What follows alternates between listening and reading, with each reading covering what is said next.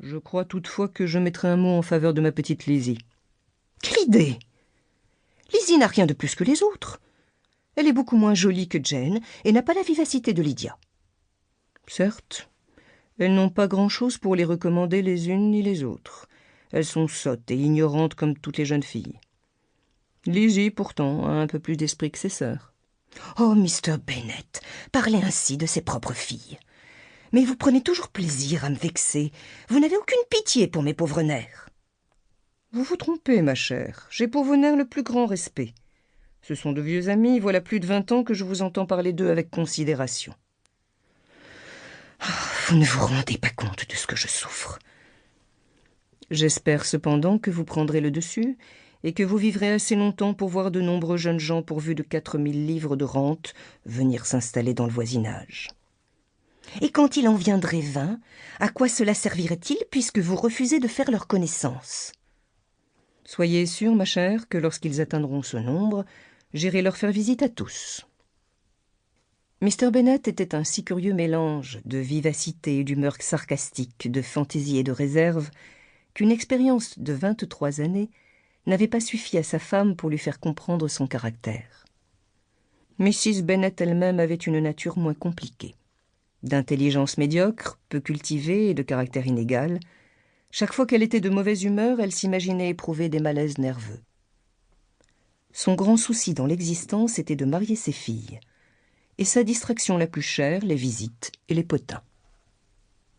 Mr. Bennet fut des premiers à se présenter chez Mr. Bingley. Il avait toujours eu l'intention d'y aller, tout en affirmant à sa femme jusqu'au dernier moment qu'il ne s'en souciait pas. Et ce fut seulement le soir qui suivit cette visite que Mrs. Bennet en eut connaissance. Voici comment elle l'apprit.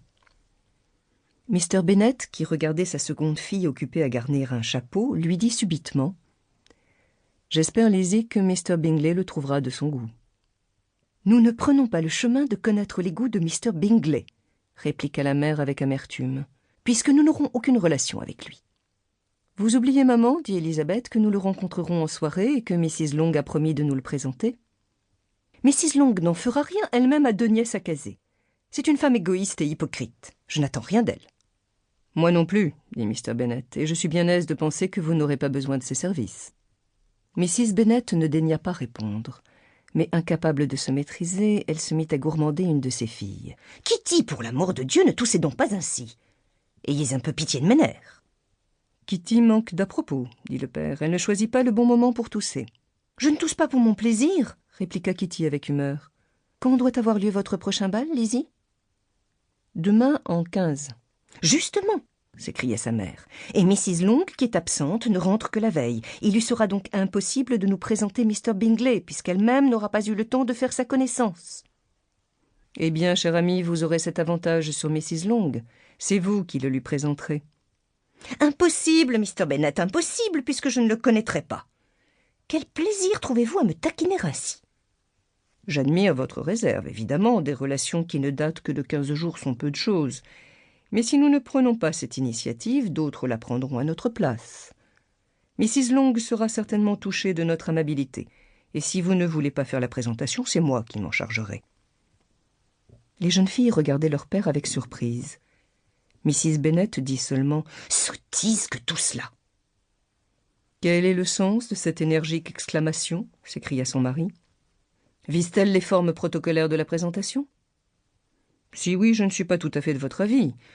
Qu'en dites-vous, Mary, vous qui êtes une jeune personne réfléchie, toujours plongée dans de gros livres ?» Mary aurait aimé faire une réflexion profonde, mais ne trouva rien à dire.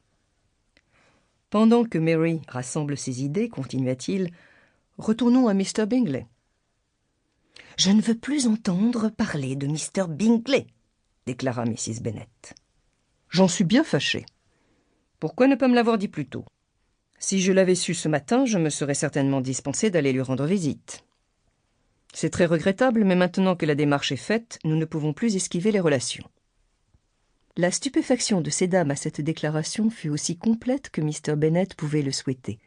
Celle de sa femme surtout, bien que la première explosion de joie calmée, elle assura qu'elle n'était nullement étonnée. « Que vous êtes bon, mon cher ami. Je savais bien que je finirais par vous persuader.